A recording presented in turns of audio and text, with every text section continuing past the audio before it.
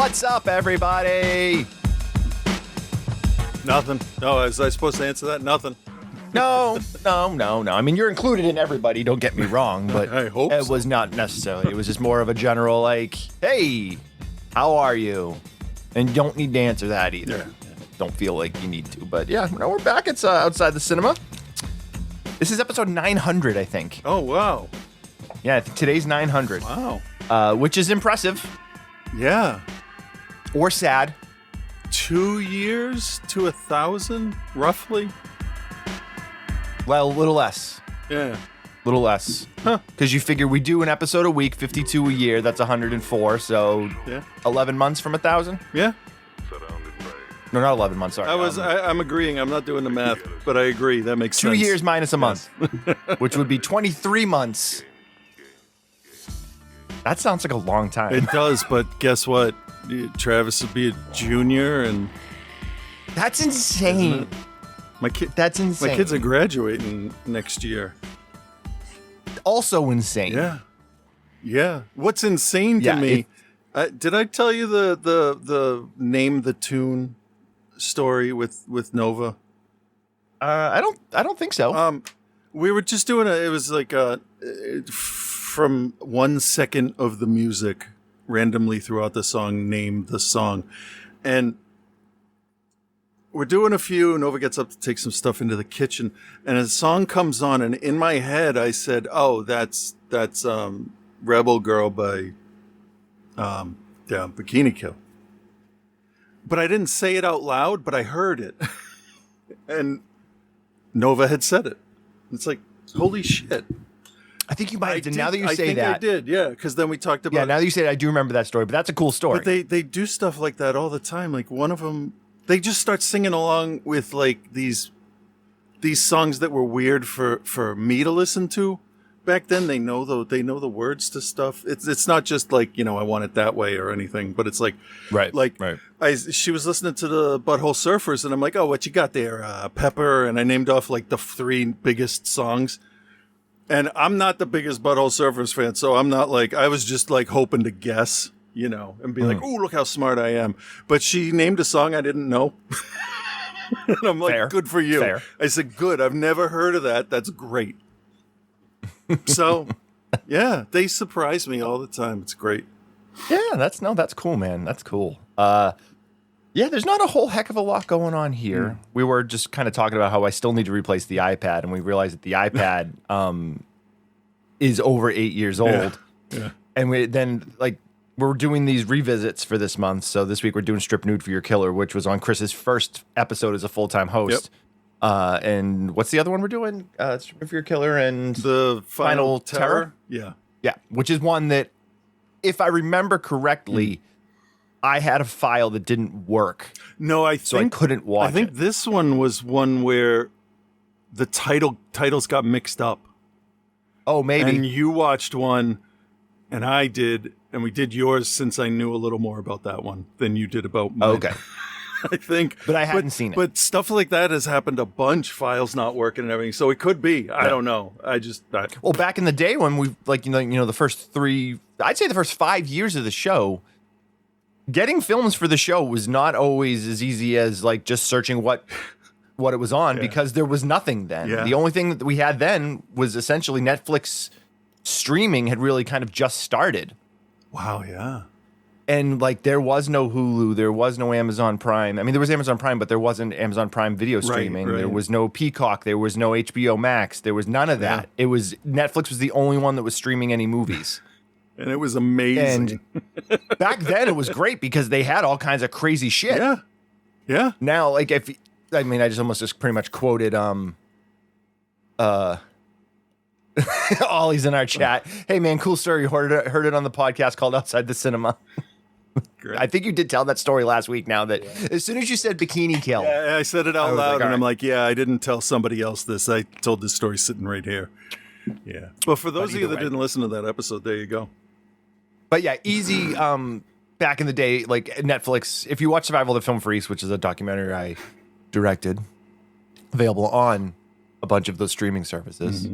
But we talk a little bit about how when Netflix first started and how it was like they would just whatever they could get their hands on to stream, they put on there, and like it was great. Yeah. And now it is not.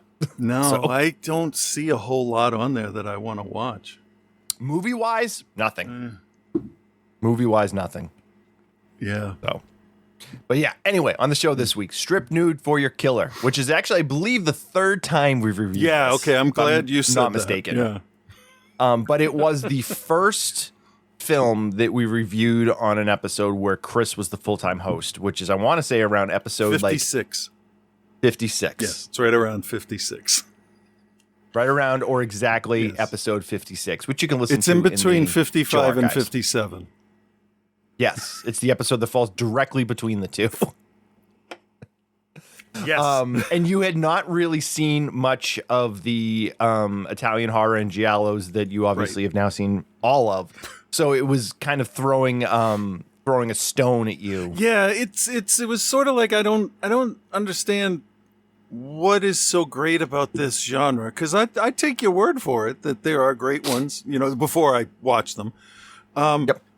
But I'm like, this is just a shitty late night movie. Like it's it's sleazy. It's a Cinemax movie dubbed. I didn't get it, but in context with the rest of them and what they were trying to do with this, make it softcore giallo, I guess. Just it didn't work, and that's a hell of an introduction for people. But it did make me more critical of them. So I really do appreciate the ones I like more, I think, because I've seen so many other bad ones. And you've seen bad ones. We all have. We all have seen bad ones. Yeah. But I mean, I can't go back and change it, so I'm going to try and make the best of it. Cool. All right. Well, let's watch a trailer for, or listen to a trailer for it. Maybe there's no audio for this. What's going on here? I thought I had it all set to go. Yeah. Why is there no audio? What the hell? I don't know. Because Scott doesn't have enough clips. You saw me connect I did. this. I did. You saw me connect it. Maybe we should test it next time. That's something we make sure the microphones are working, and then we just run headfirst into the Dude, show. it says that it's connected. Oh Jesus! Of course it does. And you just heard me hit play, and it came out the speaker of the thing. Wow. There it is. Go figure. Whatever, man. Works now. Yeah. Anyway, here's the trail for Strip Nude for Your Killer. Risalire alla stessa persona. Il primo a cadere sotto i colpi dell'assassino è stato un medico, il dottor Giulio De Castelli.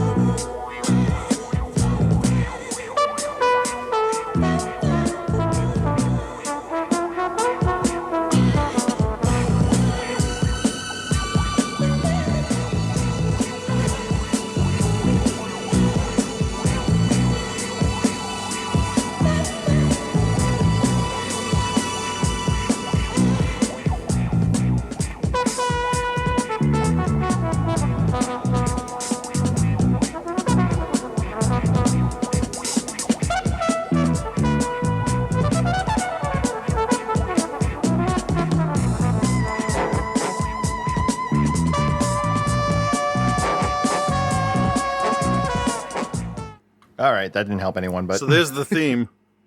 there's the theme. Original title, Nude per l'Assassino, which I do believe means the nude assassin. U.S. title, Strip Nude for Your Killer, starring Fennec, obviously. One of the reasons why I chose it originally to be your first film Yeah, on the show no, was because of her. That was a good choice. She's not in it enough, but that's a good choice. No, but she's in it enough, and she's nude enough in it. Well, that's true. See you later, Ollie. He says he appreciates the shows. He's got to bounce, but he's letting you know that you're wearing a great T-shirt. Thank you.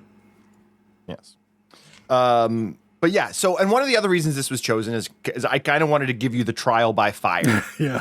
Because you had been on the show a bunch of times before that, and you would do a segment, you would send a segment in, and you would guest host, but this was your first, I'm like, knee deep, this is where you're going. Right. And Strip Nude for Your Killer is one of the more unhinged of the giallos out there. Yeah. So directed by Andrea Bonacci, also written by him. He did The Seduction of Angels. He did Fleshy Doll. He did a bunch of crazy Italian movies. We've covered a few of them over the years. We did Maniac Killer, I think, at one point. We did Angel of Death at one point. He obviously is also probably best known in horror circles for Burial Ground. Oh, yeah. We did Cry of a Prostitute. Yeah, nobody That's listens to probably it those apparently, from what the movie told me. Apparently not, yeah. So, in watching Strip Nude for Your Killer, you have to, going into it, know three things. It's going to be grimy, it's going to be trashy, and there's going to be a lot of needless nudity. Yeah. 2, might not make a whole heck of a lot of sense. But 3, it all weirdly works in some sort of strange way. So, the film is simple in the fact that it is basically a masked motorcycle-clad, not clad with motorcycles, but dressed like a motorcycle driver with the helmet and the leathers and stuff. Yeah, yeah, very. Imagine if it was just like it'd be a Robotech movie because it would be the slowest moving killer ever. Hold on, fucking engine. Hang on. One on each arm, one on each leg. Yeah. But black glove, black leather, hidden face, hidden killer, all your giallo tropes. Yeah. It's taking place at a modeling agency where you have Carlo, who is the womanizing photographer, and you have Magda, played by Edwidge Fenech, as the assistant / budding photographer. Also, Carlo's, I guess, main squeeze. Sure. Yeah. I couldn't tell really who was with who, but yeah. She was with him the most. That's fair. Yeah. So you have Gisella. She runs the place. And then you have Maurizio, her fat husband. And I'm not saying that to body shame. It is a part of the character. No, yeah, it is used as part of the character. That's the role he signed up for. He knew what he was doing. Fat, ugly, sweaty guy. Yeah. That's what he signed up for. Yeah, comedic relief, which wasn't really so. All right, so we open on a scene of a doctor operating on a woman's vaginal area. Yeah. We're not told what it is, but I will tell you now because it'll help for your understanding of the movie. It ends up being a botched abortion. She goes into cardiac arrest on the table and passes away. And then they dump the body into her bathtub at her apartment to basically make the authorities think that she just had a heart attack and died. Yeah. So there's our setup. So and since this is now the third time we've reviewed this movie, I'm really not going to hold anything back on it. If you haven't watched it by now, fine. You're not going to miss anything here. And also, I think explaining it might actually make you enjoy it more. It might. It might. That's a good point. So they dump the body back in the bathtub, and there's your setup for somebody was unjustly killed, somebody else is coming for revenge, and you have your whole giallo. Yeah. That's where you go. Yeah. So we first see the doctor get murdered at his apartment, and we get these flashbacks when the murders are happening of the water running, and the killer is now turning different water faucets on in the apartments and the houses that the killer's going into to distract and also signify that this has something to do with the woman in the bathtub at the beginning. Yeah. Actually, pretty smart when you figure out what they're doing. And it took me 2 times before I figured out what they were doing. Yeah, they don't telegraph any of it. It's all just here's a scene, here's a scene, here's a scene. You should have been paying attention, which is good. I mean, if it's a thriller mystery kind of thing, you should be paying attention. So it forces you to. So we then meet Carlo, who is at the pool. I don't know, the Russian bath. I don't know where they are. They're at some pool. Yeah. And This attractive woman walks by. He pulls out his camera. Hold on. She's learning to walk. Yes. She's No. If we're gonna go there, we got to be specific. All right. She is learning to walk in high heels and a bathing suit. Yes, and you can see Because when you go to the pool in 1975 in Italy, Yep. you were required to wear 4-inch heels. Oh yeah, when you go platform to the pool. heels. Yeah. She had such a look of concentration on her face to get the hips swaying right, to put the one foot directly in the same spot in front of the other foot every time. Like, she had a lot going on and couldn't listen to those guys. But then the dude in the striped briefs started harassing her. And Yep. I said out loud to the people in the room, that's the same kind of guy that would try to tell me what a man is.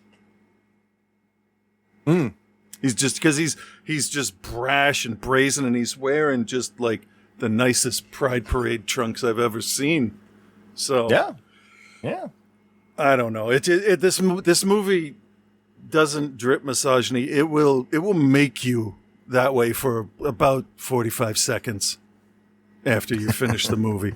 It's not nice to women, I think is a No, it's really not. And it's not just we're going to stab them all because they're the victims. It's dude likes choking women and laughs. It's bizarre. He's the main character. It's bizarre. We'll get there momentarily. So she's walking along, and yeah, it's so awkward. You know, man, this has got nothing to do with the movie, but just the awkwardness of walking in the high heels made me think of this. So Travis had his 8th grade graduation a couple weeks ago.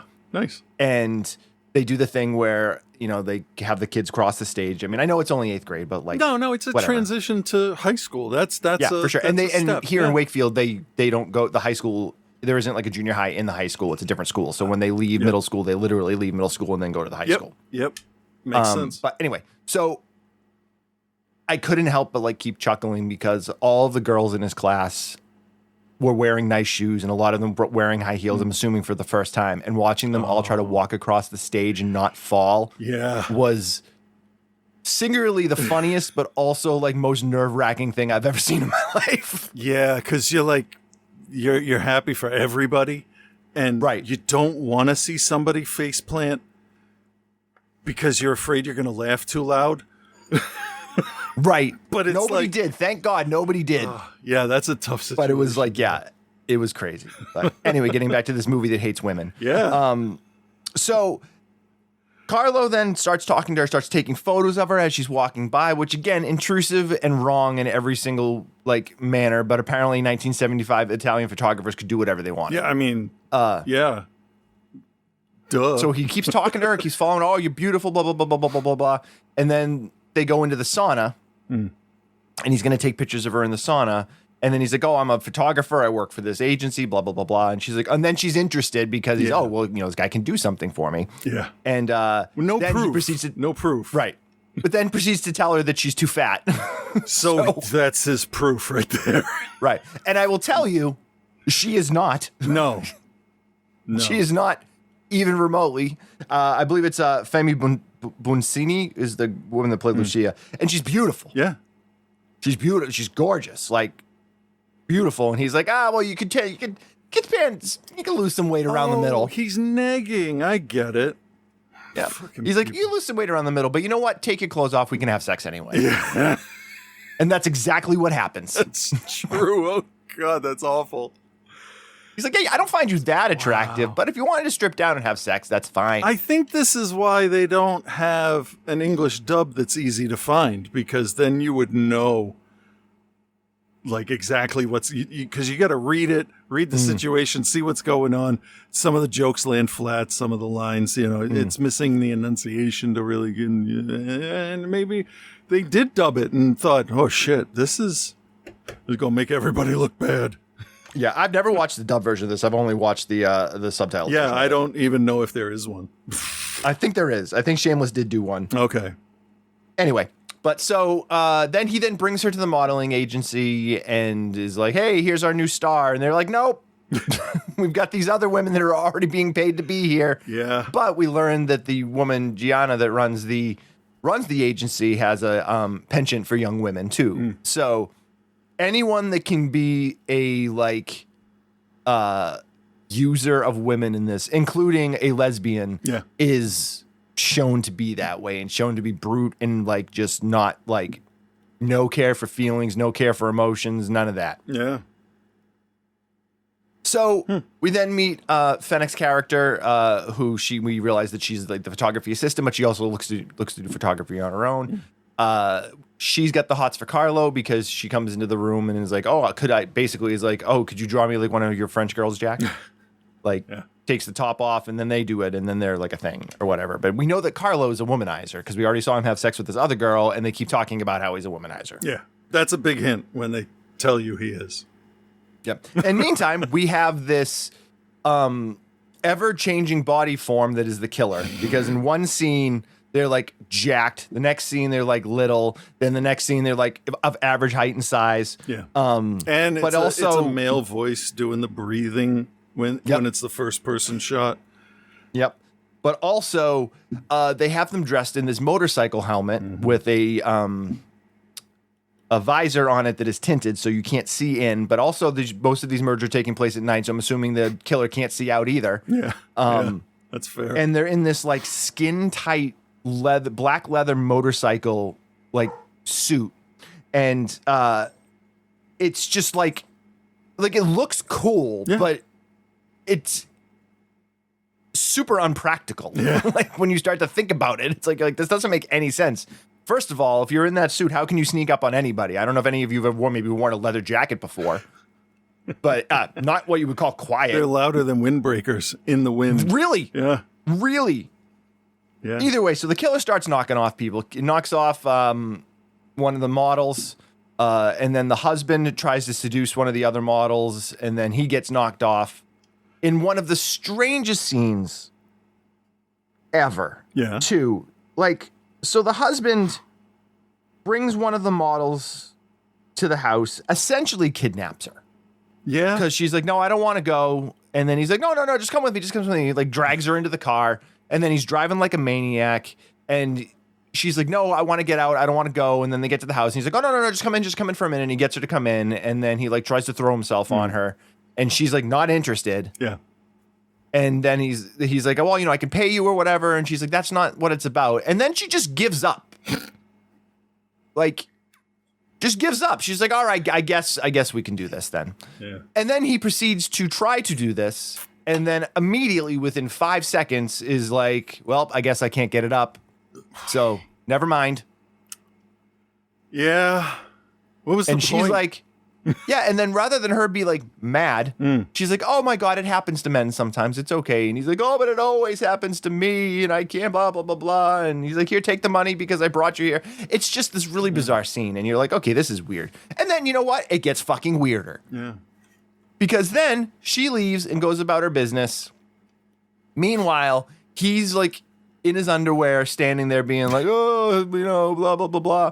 Goes into the bedroom. Opens up a drawer, pulls out a deflated blow-up doll, proceeds to start blowing air into it, and says to the doll, "You're the only one that I can do it with." And I'm like, the fuck is happening? Yeah, who knows? And then he proceeded to get murdered right after that. Well, yeah, of course. So, I mean, as want to do. Yeah. Then the girl that they brought in earlier got killed, and then the wife gets killed, and then there's somebody trying to blackmail the wife. They have information on her being a lesbian, and they're going to turn it in. They're going to. Well, this is 1975 Italy. You weren't allowed to be a lesbian unless your husband was there. Okay, Mormon lesbians. And then they're gonna. So she has to bring money, but then she gets murdered, and then they're going to kill Fennec's character, but they're actually going after Carlo. And we learned so much about Carlo through this in terms of basically you just can't say anything to him that he doesn't like because it reacts in such a way that you're like, "Oh yeah, I really want to spend time with this guy." Yeah, nobody wants to. No. Not a single So person. a couple people, so there's a scene where Fennec and him are in their apartment or whatever, and a couple people have gotten killed and they're trying to figure it out, and she says something along the lines of, "Well, what if you're the killer? And he just turns and looks at her and is like, what the fuck did you say to me? And then proceeds to start strangling her. Is the choking, yeah. Just starts choking her out. Yeah. And we're not talking a fun let's party type of choke. We're talking like he starts strangling her and she's like, I can't breathe, help me. And he's like, what did you say to me? I'm not the killer, as he's killing her. Like, yeah, that's kind of it is so fucking weird. Yeah.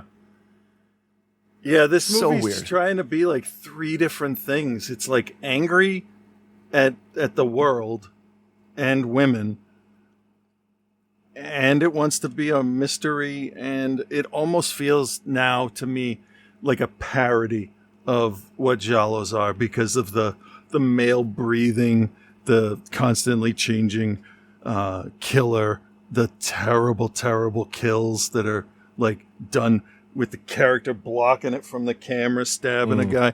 Like, it feels like almost like this guy took a swipe at him and is like, yeah, look, this is the same shit you do. Because there's a shot of the killer coming in, put the motorcycle helmet down, and then pours a J&B. How do we know it's J&B? First, the movie was shot in the 70s in Italy. There you go. And you can clearly see the label. And they waste so much of it. But J&B, that's the long-running joke. That's the yellow drink of choice. Every Italian movie from the 70s, not even just the giallos, like all of them. Yeah, and then in the 80s, there were nods to them all over the place, like in The Thing. So, I don't know what my point was. I don't know. Doesn't matter. I don't know. Oh, yeah, I think this is almost a parody. Almost a parody. But it's not. It's no, really I know. not. I know, but if you watch it that way, it might be funny. Not going to disagree with that. No, but so as it kind of plays itself out, you know, a couple people get murdered. They're chasing each other around. You learn the reasons for the killer. And it's not as out of left field as it seems at first when you find out who the killer is. But it's kind of one of those things where, like, they've played so fast and loose with the person that's the killer that, like, when you see the killer, you're like, well, that's not the person that was in the suit and the helmet the whole time. That's right. There's no way. So I don't know if that was they needed to have a stunt person do it and they couldn't have the actual person do the scenes or what it was. Yeah. It might have been something, or maybe it's a red herring to throw you off to be like, well, it couldn't be this person because that person's build is completely different. Yeah, that's either way. That's more of a deliberate misdirect. I would hope, at least. Either way, like, this film, okay, so I don't remember what I gave it the last time or the first time, but like this film is just so trashy. And it is, and I remember having a conversation back in the day with F13 from Cinema Diabolica when we were covering it was a conversation him and I were having when I was like, what should I give Chris for the first episode? And with this, I'm like, I want to do a giallo, and I'm like, what do you think about Strip Nude for your killer? He's like, oh my God, yes. He's like, that's perfect because it's literally the throw all of the shit at the wall. Yeah. And whatever sticks ends up in the movie. And that there's no really, to this day, 17 years later or whatever, I still remember him saying that because it's never rung more true than in this film. Yeah. It is literally all of the trash, all of the smut, all of the gross thrown at the wall, and Bianchi being like, all right, let's see what we can make work with what we have left. Yeah. And I hate to say it, but it's a lot of fun in this really weird, dark sort of way. I could see that. Yeah. How do you feel? So how do you feel about, without going, we'll grade in a moment, but like now 17 years on or whatever it is, 16 years on, like, and you've seen so many others, like, does this hit differently? Yeah, it's different now. A lot of movies I've been watching since I got medication. I'm seeing different now because I'm thinking in a different way. And that's how, instead of me, and I think this movie, I think the circle is now complete, because when I started, I hated this movie. I think I gave it an F or no rating at all. Hated it. Like, question whether you wanted to do this or not. Yeah. And now it's gone all the way around to, This is a parody of them. I get it. I'm okay with it. It's fine. and that's kind of how it's kind of been. Like, people, I get mad at a lot of stuff when I was younger, and like, just relax. It doesn't look for something positive. Okay.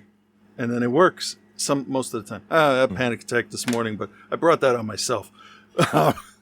Jesus. It wasn't bad. It was the start of it. Like, my heart rate got up to like 101, and then they all had gone out to the Y, and they came back in, and I just sat and talked for a little bit, and everything was all right. But it was like I saw something, and then I dwelled on it, and it was just. But so it's kind of like this. Like, I watch it, I think about it, I dwell on it. It triggers me from time to time. I have panic attacks about this movie, but then Fennec has the best looking hair and eye makeup in any of the movies except maybe Mrs. Ward, or any other movie she's in for that matter. Yeah, I don't know. I don't even know what the point of that was. Oh, that's great. That's great. All right then, Chris, do you recommend, and what is your grade for Nude per l'Assassino or Strip Nude for your killer? Yeah, I think I recommended it last time, so I'm going to do that again, obviously, this time because I'm saying it. And don't let it be the first one you watch. Watch the good ones. Not all of them, just some is fine. 2 might be okay. And then from there, you can just see like how found footage films go and possession stuff. Like, there's some really interesting ideas out there. Like, Shudder has the cleansing hour, and there's absolute garbage out there. Like most of the stuff on Amazon Prime that I'm slowly going through. I'll still watch it. But Tubi has plenty of garbage too. Oh yeah, that's true. They have an original with Demi Moore in it that just premiered not that long ago. Really? Please Don't Feed the Children, I think is what it's called. Oh, I saw that. That's got Demi Moore in it? Unless I'm thinking of the wrong thing. I'll look while I'm still. No, I believe you. I believe you. So, yeah, watch it, but know that this is like we're like middle of the mid tier to bottom quarter of quality. I don't know a better word for it. There's tighter stories. There's better stories. There's stuff that brings in supernatural elements that may or may not be true, and it's thought out pretty well. Like Solange is a pretty straight, like easy to follow narrative mostly, and this one you kind of feel. I don't know, like I don't think this is. I don't think they put their all into this one. But there's a lot of boobs, and back then, if you couldn't get to the point that was the best you could do was scenes like and that. And they are excellent boobs. Oh, I mean, beautiful women in this movie. Everybody in this is fantastic, and it's too lewd for a general audience, and it's not dirty enough for the audience that wants it to be. Yeah, because there's not really very much actual sex in it. Actually, there's barely any. Yeah. There's him lying on top of that girl and then threatening to give butt sex to Fennec at the end. Oh, shit. Yeah, I forgot. That totally slipped my mind for a second. That was so weird. Not as weird as when he choked her. Do you think that's where Kingsman got the end of their movie from? I mean, maybe. It's possible, right? I mean, it's doubtful, but I mean, I wouldn't, I mean, you never know. Yeah. So, as for a grade, I mean, this is now of cultural significance to this show. So, it's a C, but it is one of the building blocks of cult films for us. Yeah. Yeah. That's what I'm saying. All right, that's a pretty good way to look at it. Yeah, so I mean, I'm recommending it, and this is one of the few that the more times I've seen it, kind of the more I enjoy it. It doesn't have that law of diminishing returns, which so many other giallos have once you figure out what's going on. Yeah. But you're 100% right when you say that it's not in that class of like the upper tier of Bird with the crystal giallos. plumage, gray Yeah, velvet. I mean, Bird with the Crystal Plumage is kind of like, if you're going to start, that's probably where you're going to start. But I mean, there's a lot of other really good ones. Like Sometimes I wonder how much heavy lifting the title of that movie does. Bird with the Crystal Plumage. It's a great title. I mean, it might. I mean, most of these have great titles. Yeah. But stuff like Strange Vice of Miss Ward, obviously, Black Belly of the Tarantula. Yeah. Don't Torture a Duckling, which is not actually an Italian film, but really. No, I really think we, now that we've watched a bunch, we can accept the Actually, no, wait, the I'm foreign sorry. films that want to get in. No, on Black it. Belly of the Tarantula is. I mean, sorry, Don't Torture a Duckling is Italian because it's Fulci, right? I don't know. I don't know. Some information just goes right out of my head. That's fair. But still, like seven bloodstained orchids, stuff like that. This is much more in line with trash like Torso, or like where it's just like ridiculous. It's just ridiculous. Yeah.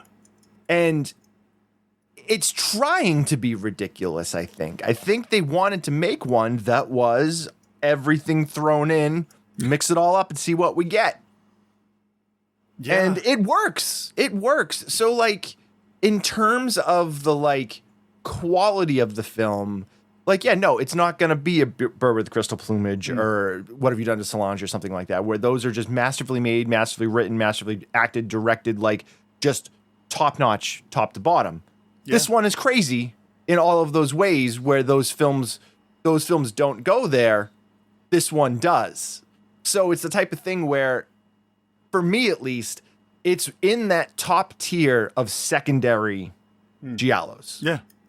I mean, because if you have Fennec in it, you're going to get, I mean, that right there is going to draw your eyes to it regardless. That's true. As we said before, the women are beautiful. The men are chauvinistic in every way, shape, or form, but it's played in a way that works for the story that they're telling because the women all basically just kind of give in to everything. Yeah. Which, again, is problematic now, but at the time, for what it was, that's how women were written. Eventually, the woman will embrace the sex with the person that she didn't want to have sex with. Right. No, they don't get into it. No. But that's how shit was written for a long time. Right. So I am going to grade this. I'm going to give it a B-.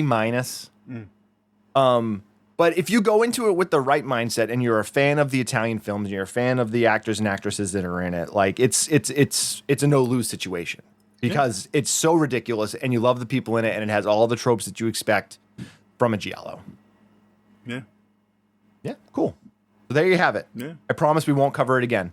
It'll be the 1,000th episode. 1,000th episode is we'll just do 2 reviews of it. Yeah. but not say, just be like, all right, next up, Strip Nude for Your Killer. All right. Yep. So that's what we thought of Strip Nude for Your Killer. All right, let me play the trailer for Strip Nude for Your Killer. And then it's that same 3-minute theme with nothing. Right. I can't find the movie I'm thinking of. It might not have been Demi Moore. I might have just seen her name in conjunction with the picture and it didn't make, I don't know. No, I saw the picture of the one you're talking about, so. I'll find it. The movie is right, but I think the actress was wrong and I must have read the wrong column or something. I don't know, whatever. All right, next up, Final Terror. Hallelujah! All I can tell you is it's wild, it's practically untouched, and you're gonna love it. It's really beautiful.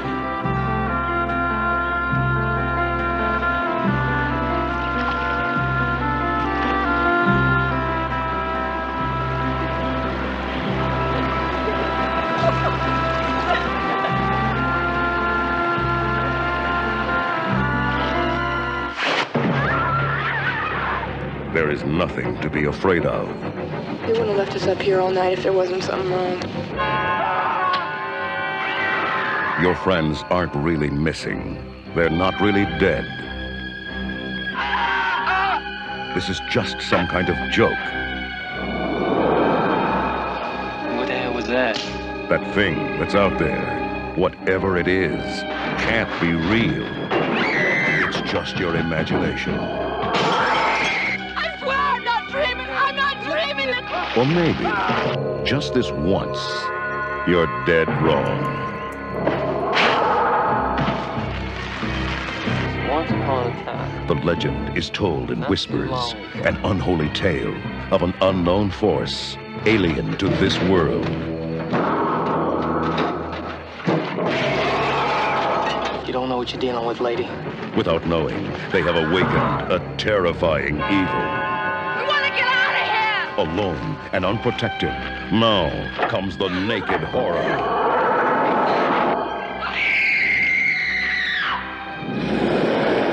The final terror.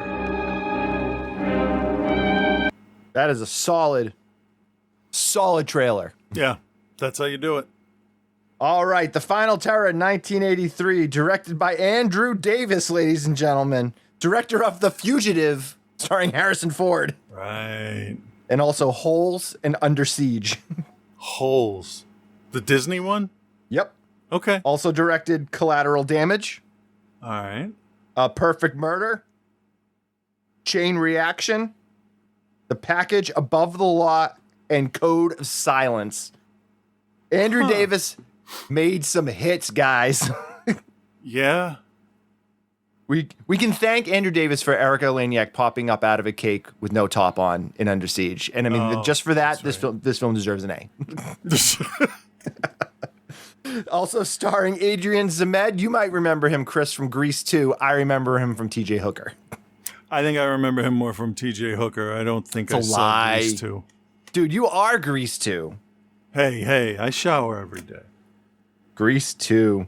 Rachel Ward, who's been in a million things too. She's probably best known as the female lead in The Thornbirds. She was also in Against All Odds, Dead Men Don't Wear Plaid, Sharky's Machine. Yeah.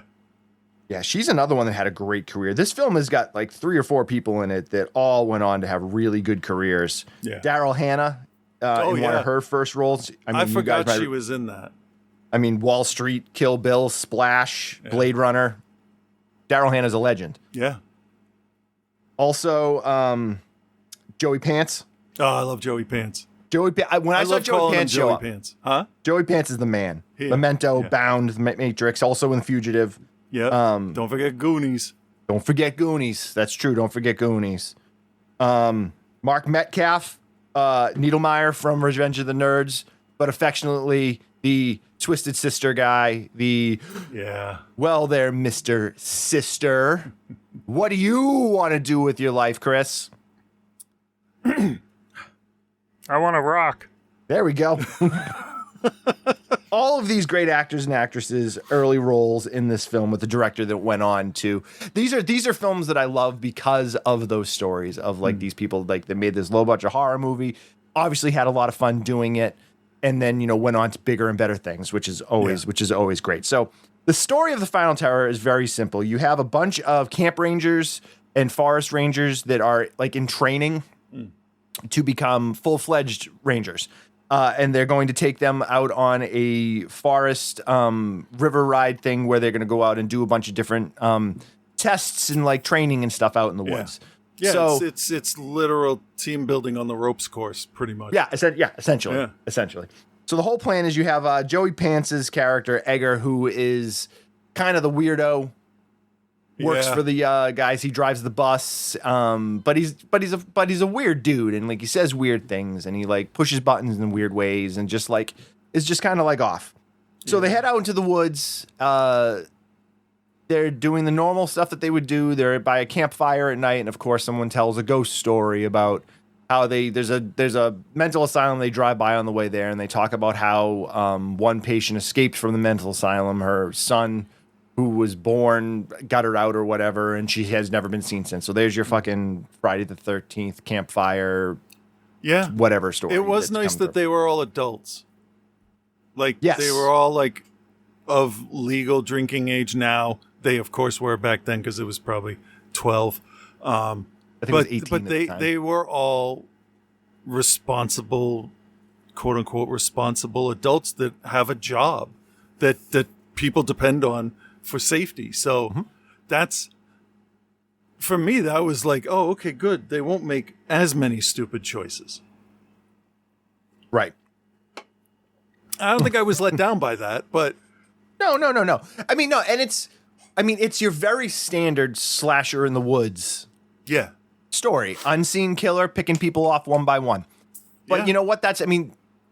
Yeah, it's a stereotype. It's exactly what you expect it to be, but sometimes that works. It's when it's done in the right way, it works. And I feel like, not getting ahead of myself, it works in this because you have it in the hands of a capable director, and you have young actors that are all like good at what they're doing. Yeah. So you're not being failed on your pillars, if you will. Because I think with most horror movies that end up being bad, it's because you either have an inexperienced director who doesn't really fully realize what his or her vision is going to be, or you have a good director, but you have actors that just don't know what they're doing, so they're not able to maybe not overact, but act their way out of a bad script or something. Yeah. And then you have the ever dreaded bad script that you can't do anything with, regardless of your talent. With that said, though, it is still a slasher movie. Yeah. So, But basically, Agatha Christie wrote quote unquote slasher type stuff. I know, right? So Yeah. it's not like the untouchable class of movies. Right. But yeah. No, you're.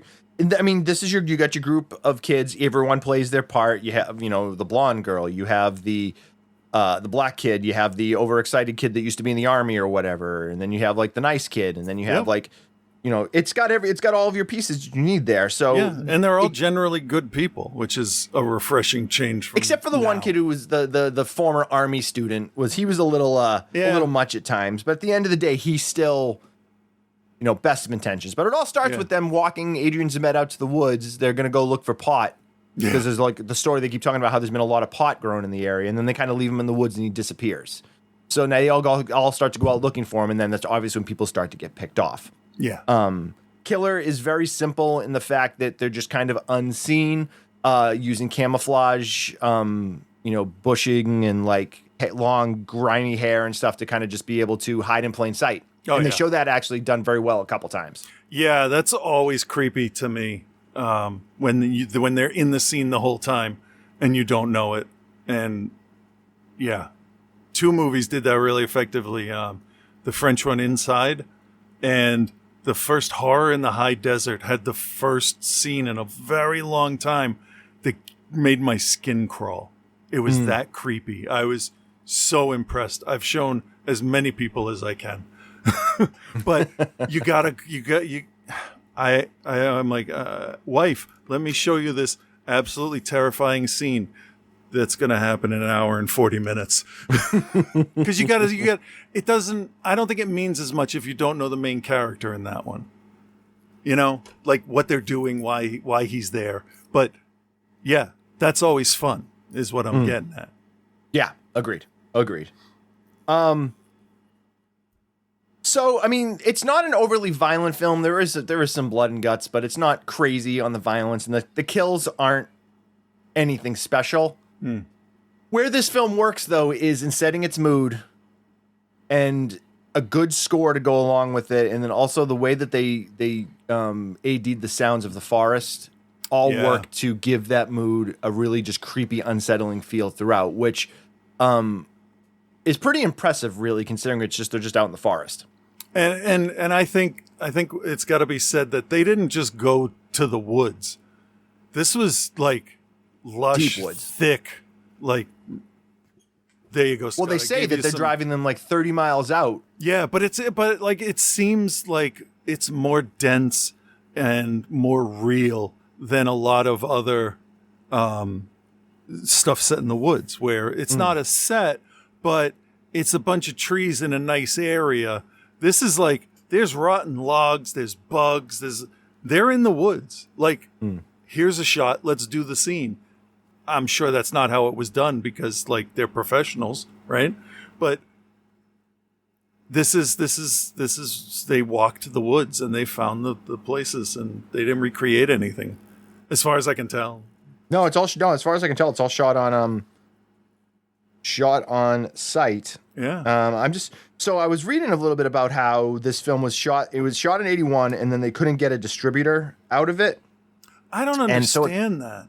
Well, so I guess it sat for a while, and then what happened was, I just want to make sure I get the movie right. Daryl Hannah, I want to say she was in Blade Runner. And that was 81, right? Started getting really well known, so they then were able to release it based on the fact that she was becoming popular. I just want to make sure, because she's been in so much stuff, I want to make sure I give it. It wasn't okay. Splash was 84. Blade Runner is 82. 82. So she filmed. So Final Terror was filmed in 81, which means it was filmed before Blade Runner, in all likelihood. But then wasn't released until after it, because Blade Runner then picked up. She was in The Fury too. I forgot. We watched The Fury. That was good. So that, I mean, great that's what got the movie. That's what got the movie out. Great. It's that it's the same thing as Going Overboard, where you got Adam Sandler on the cover, and isn't he in the movie for like 10 minutes? Ooh. Or something like that. Drew Barrymore on the cover. It was some road trip movie that we watched. Gun Crazy. Yeah, and she's like she like the equivalent of like working at the gas station they stop at. I'm not saying that I don't know. I don't remember. But I don't know. Yeah. No, it wasn't Gun Crazy. She was one of the leads in Gun Crazy. Oh, okay. I do remember the movie you're talking about, and I think we actually featured it on the show, but now I can't remember what it's called. So yeah, that's all right, because it doesn't matter. If we can't remember it, we didn't like it. Fair. Fair. All right, well, let's just grade this guy. Right. Chris, do you recommend, and what is your grade for The Final Terror? I am going to recommend this. I think that it is as satisfying to see future stars in this as it is in The Burning. And it's really fun to see where people start, but this is it feels to me, it feels more real. It feels damp and just not oppressive, but enclosing, and it really adds to it. Not like oh, Event Horizon ship really makes everything creepy. Well, of course you designed it that way, but this is the woods, so it's just woods. It's how woods are grown, and it just feels like I don't know. They really filmed it to highlight the woods, I feel. Because it isolates them from everything. And then they show you, this is where I was going. I got it. I'm back on track. There you go. I popped the clutch. If you have a river and like a couple of trees on the other side and maybe a car driving by, like, no, it's not going to. This is like, they're deep in the Smoky Mountains. I don't remember where they are in this, but like it's a 4-day walk to anywhere if they don't get back to their car. And it's the way they take you into it. It's, you don't think about it as much in the beginning until they're walking and hiking through all of it, and it's like, wow. Or like when they've been on the raft for like 2 days. Yeah, it's like they are really, really in the middle of nowhere. And that's middle of nowhere in the early 80s when there was more nowhere than there is now. Yeah, no, that's a good point. It sounds stupid, but yeah. So I like that. I like when you can film on the set and use it to your advantage. Not set. I fucked up my whole argument there. If you can film it out where it's supposed to take place, I mean, you can't get better than that. And it's great. It feels like you can feel the wet dirt as they're like hiding. You can smell it. Yeah. Because it's the grain of the film, the color exposure. It's all, I don't know. It all just works. The story is fine. It's mediocre, but I mean, I don't see the guy that played Perfect Tommy in Buckaroo Banzai in a whole lot of other movies, and it was nice to see him in another role. He's a perfectly good actor, and I like seeing people and stuff that I like. Like, for instance, yesterday, and then I'll stop. What the fuck was the name of it? Oh, Gags the Clown. It was like 11:30, and Ripley's like, I don't want to go to bed. I'm like, all right, I'm going to put on something stupid so you go to bed. And I put on Gags the Clown, and it was all right. But the main reporter was the main character from Jugface. Oh, and I'd all right. never seen her in anything else. And it was funny to see her swearing and be like current and up to date. I don't know. So yeah, that's a B-. There we go. All right. Long fucking review on that one for That's some fine. reason. That's fine, brother man. Okay, so yeah, I'm going to recommend it also. This is a solid entry into the early 80s slasher films. And it is definitely a little, I think, underrated and underappreciated. This is a film that should show up on those lists of the like top 10 horror movies from the 80s you've never seen. Yep. Not like top 10 horror movies from the 80s you've never seen. Child's Play. Yeah. Like, this is one that like you don't hear talked about as much, but it's actually quite solid. Right. Obviously the forest is its own character. The score works for it. All of the young faces that you recognize all do, ample work with what they're given. Story is what it is. It's very standard stock and slash fare, but it works for what they're doing. And there's a lot of like really good things in this that you wouldn't expect from just another 1981 slasher. So it's very solid for what it is. I will give it a B-, bordering on a B. It's good, and you should definitely check it out, but don't go into it thinking it's going to be like the best slasher you've never seen, because it's not that good. No. But you're not going to be pissed when you watch it. No, but also remember how early in the cycle it was made too. Yes, very early in the cycle. Yeah. Yes, 81 is early. Like I saw Halloween, let's put that in the woods. Oh shit, there's Friday the 13th. Fuck it, I'm still doing it. That early. Yeah. So there you have our 2 revisits for this week. Yeah. Joe's back this week. He is still in the Conjuring universe. Let's see where he is this week. Well, hello, Bill. Hello, Chris. And hello, OTC Nation. Your boy Joe here, and I don't remember where Bill took me this week because I didn't give a fuck enough about this movie to remember where it took place. Because he made me watch The Conjuring. The devil made me do it. Oh, Bill this made me one. do it in this case. Thanks, Bill. Apologies to anyone who cared that I wasn't here last week. But when I tell you that you wouldn't have wanted me, you gotta believe me. Okay. I was 2 days off of getting a molar pulled out of my head, and my central air died just a few days before a weekend of days in the low to mid 90s. Oh, yeah. It was like being in a David Lynch fever dream about a guy who slowly realizes like what he did to deserve this like current torment. But because it's a David Lynch movie, you don't really understand what the fuck is going on. Fair. It was like that. Yeah. Unfortunately, I understood everything going on in The Devil Made Me Do It. It really drove home the old ignorance is bliss idiom. Early in the film, Ed suffers a demonically instigated heart attack. Of course. In reality, Ed Warren was no Patrick Wilson and probably just had the demon of gluttony forcing him to eat a half dozen sliders every day. Yeah, he was more like Dave Thomas. I've never rooted for cardiovascular Sliders disease are good, before though. today. It's like the Warrens are John Cena in 2012. The more you present them as like these invincible knights of justice and truth, the more I want to see them fall to the demon sitting crisscross applesauce at the top of the stage cutting a pipe bomb promo. Yeah. Yeah. This whole series has given me like kind of serious flashbacks to like the satanic panic of the 80s.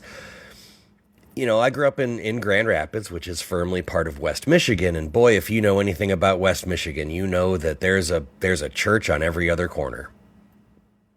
Fun time. Funny how that super fun time to be a fan of heavy metal, horror films, and Dungeons and Dragons coincided with the elimination of the fairness doctrine.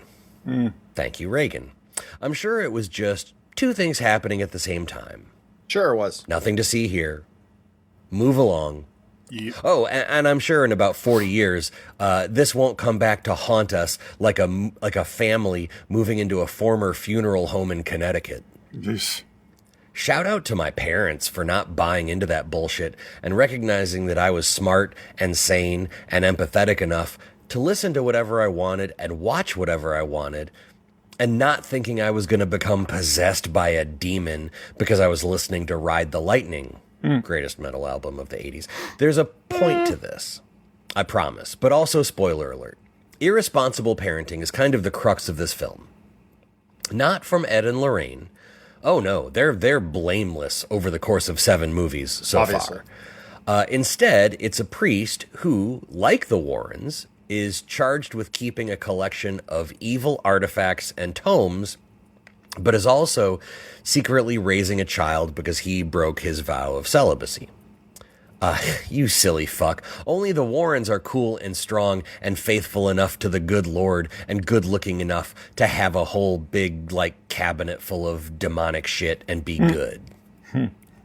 Side note, character actor John Noble, who you'd remember from Fringe or as Denethor in from the Lord of the Rings movies. The man that doesn't know how to eat. He plays that priest, and it honestly was the glass of iced tea that helped me slog through the Sahara Desert that was this Warren fest. No movie has been more Warren-centric than this.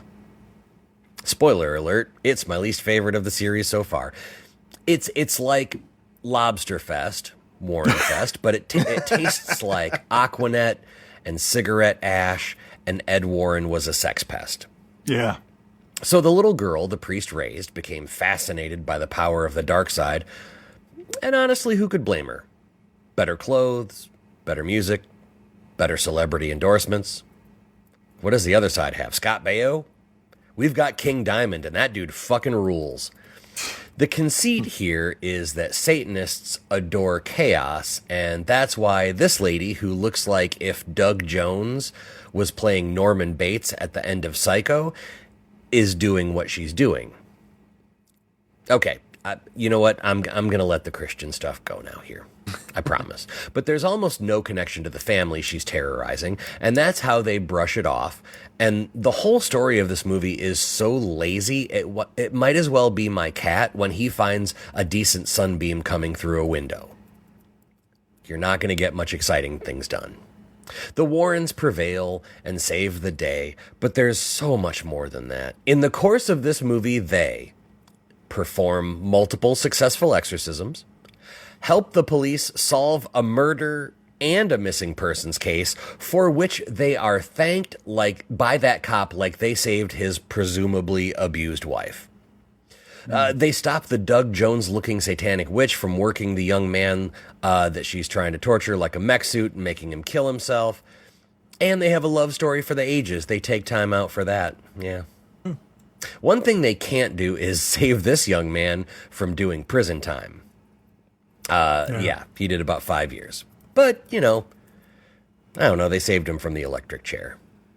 But thank fucking King Diamond, logical heads prevail occasionally in the courtroom.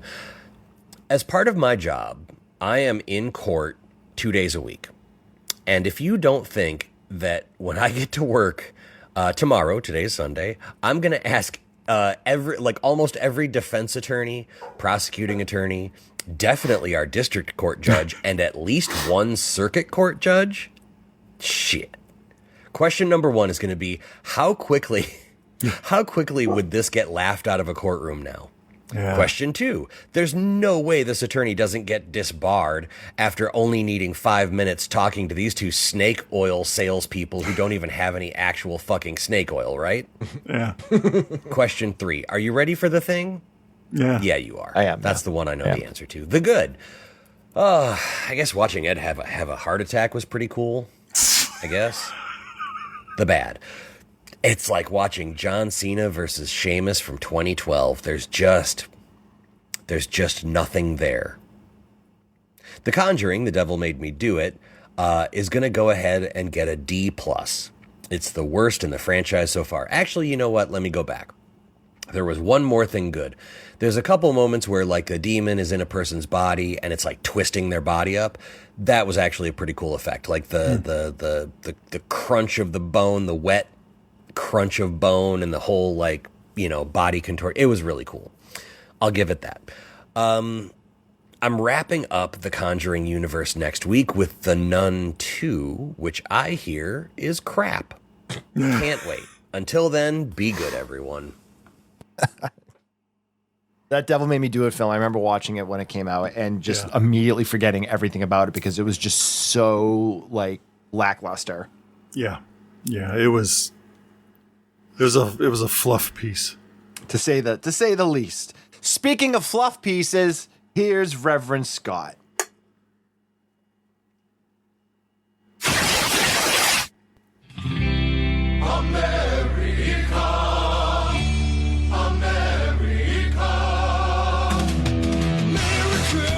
Fuck yeah. Doesn't hit the same anymore, does it? No, it feels dirty.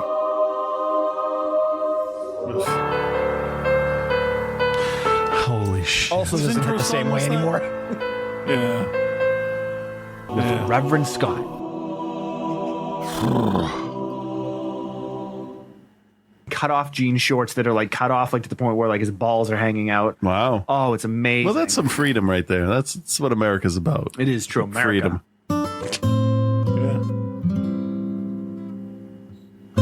Hey there, Bill and Chris. This is Reverend Scott. He's a textbook narcissist and sociopath because he doesn't give a shit what anybody thinks. He's going to do what he needs to do for himself. Funny you should mention that because this week is going to be a little bit different. You see, the week that I'd normally make this segment, I'm going to be on a well-deserved vacation. He deserves that. Does he? Not really. So I'm going to bring back something that's been sorely missing from the show and absent for what I'm guessing has been years at this point.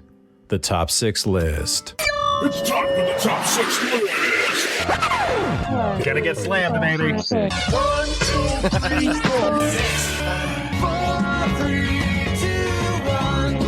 You're at the barrel of a gun.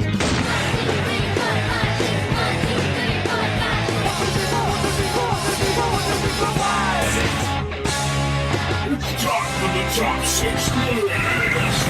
Yeah, that's what I'm talking about. Today's list is something that I would love for you two to tackle sometime as well, although you probably won't because it requires preparation. True. And as we all know, you ain't gonna do that. No. Nope. Not at all. This week's top 6 list is my top 6 favorite movie line deliveries. These aren't necessarily the best lines, although a couple could be, but they are delivered in a way that had someone else done them, or maybe they have been done just a little bit differently, or they used a different take. I don't know if they would work the same for me. For that reason, I have never forgotten the way these lines were delivered to this day. Nobody cares about what you just said. No, it's true. Let's start with a little warm-up. We'll call this one number 7, just to make it clear about what I'm talking about here. And also, since this movie is so new, we'll see if it stands the test of time.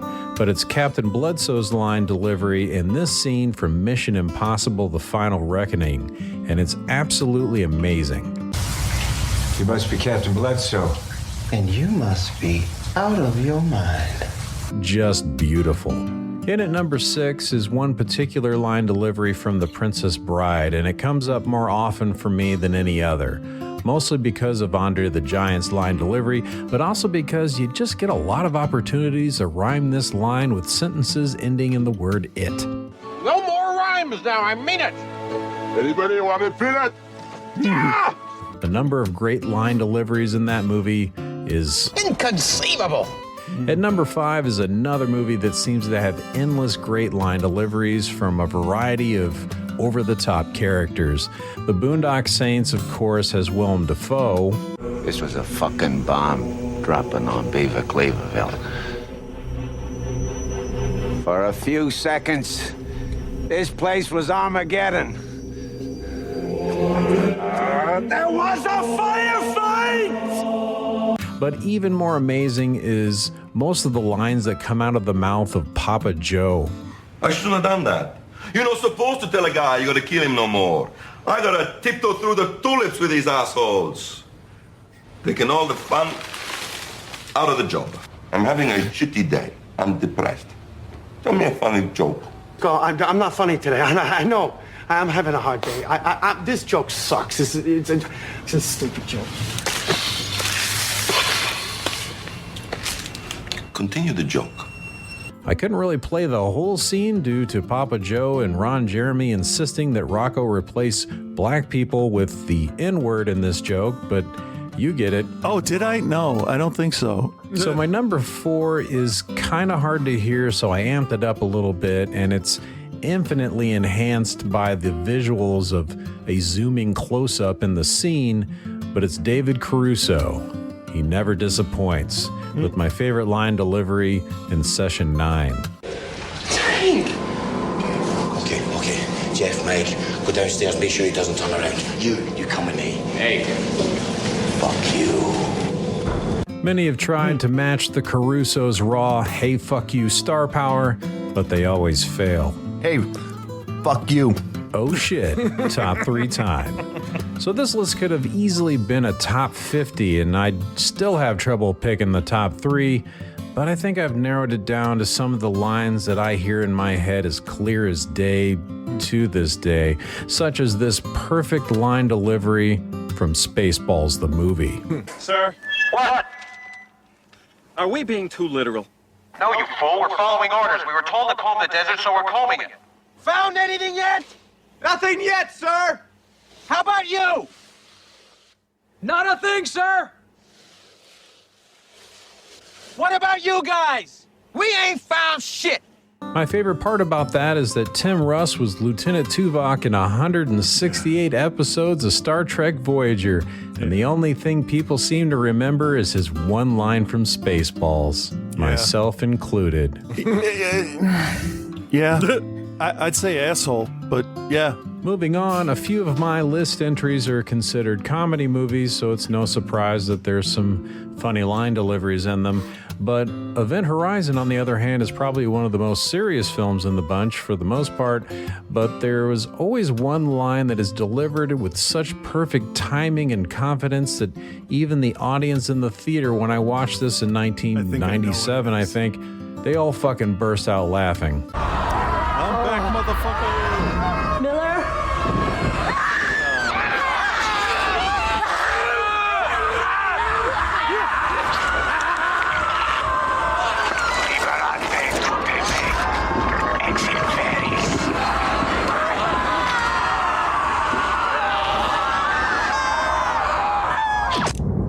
I see what we're doing here. We're leaving. Lawrence Fishburne has another great line a little bit later when he's like, fuck this ship. But that line was really the number 2 for me. But what was my number 1? Well, it shouldn't come as a surprise for most people. I mean, maybe it will, but it really shouldn't. Because there's one line delivery that has eclipsed all of them for me ever since I first saw it. None other than Gary Oldman in Leon the Professional. Alpha team, man down, man down. I told you. Manny, bring me everyone. What do you mean, everyone? Nothing like a little pill popping and classical music to really get you going in the morning. When I do drugs, I'm way more interesting. And I feel like I'm a lot more fun to be around. Okay, that's about it for me this week. Thank God I can finally get back to my vacation now. I'm either sipping a drink on the beach, lounging on a yacht, or digesting in the belly of a shark. Shark bait. Stock-footed shark attack. Hope you all had a happy 4th of July. And as always, peace and love, guys.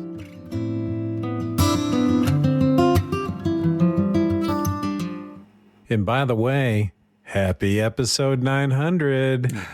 And oh, fuck, I forgot the best one. There are 7 deadly sins, Captain. Gluttony, greed, sloth, wrath, pride, lust, and envy. 7. Hold on. That's not even my desk. That's a good one. All right, so next week we're going to finish up with our last 2 revisits. For me, we were revisiting The Ward, which is John Carpenter's most recent directorial effort. What do we do for you, Chris? Hang on, I got it. I just got to scroll back up. I don't remember. Got to scroll back. I got to I hope it's scroll something. Hope back it's something up. I liked. I can't for the life of me. No, wait, you have them. Those are mine.